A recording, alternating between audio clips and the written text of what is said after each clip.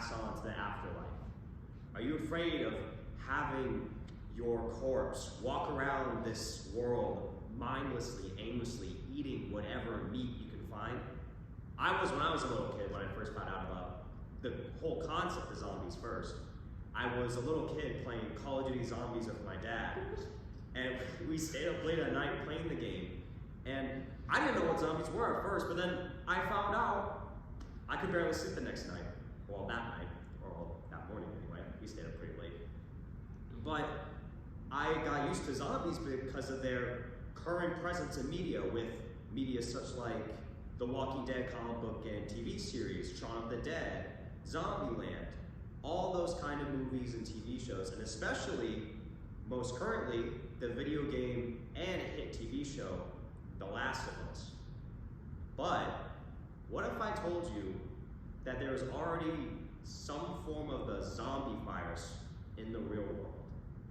Right here, right now. Today, we will be discussing zombies in the real world. What it is, how it works, and just who exactly it affects.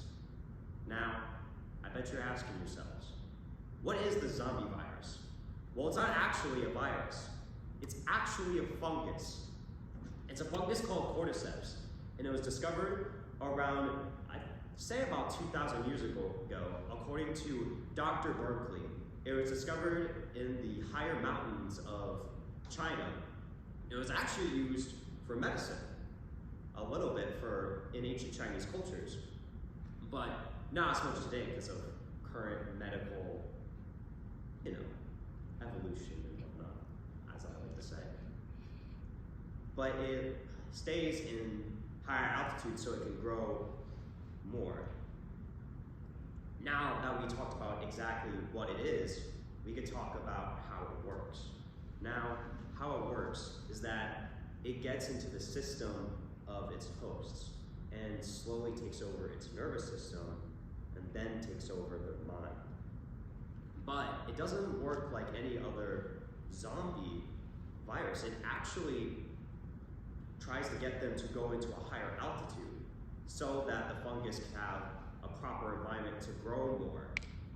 For example, if it affected an ant, it will take over its mind, get to a higher atmosphere, and get onto a plant, and then it'll just sit and die and turn into a fungus corpse sort of thing. And it grows out of the eyes and the holes and just spewing out of their body until it becomes like a big mushroom, essentially. Now that we discussed how exactly it works, we're going to be discussing who it affects, or should I say, what it affects. Don't worry, it doesn't affect humans.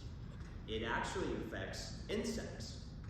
Insects such like ants, spiders, butterflies, basically any ant, not any ant, any insect. But it also affects worms, basically any insect. It can be flying, it can be crawling, you name it, it can affect it. Insect methods. Now that we've talked about who it affects, we can talk about why it doesn't affect humans, which is probably something you're asking yourselves. Actually, it is due to humans' high body temperature that the fungus can't infect us. But what if I told you that our actions could lead into the fungus having the potential to infect us? Due to global warming, temperatures of the earth are rising, and so the fungus could potentially adapt and survive higher temperatures, which then could lead it to surviving our higher body temperatures, to be precise. We've discussed what it is, the cordyceps fungus, zombie virus kind of thing. We discussed how it works by getting into your system, affecting your nervous system and brain, and making you all crazy and such. And we discussed who it affects, which luckily for the moment is only insects. But if we are not careful, and if we are not responsible with how we treat this fungus, but with experimenting with it, or how we take care of our planet. It could affect us one day. It could affect all of us, and we could live in something like The Last of Us, or those games I used to play with my father as a kid. So, let me ask you one more time. Are you afraid of zombies? We're good.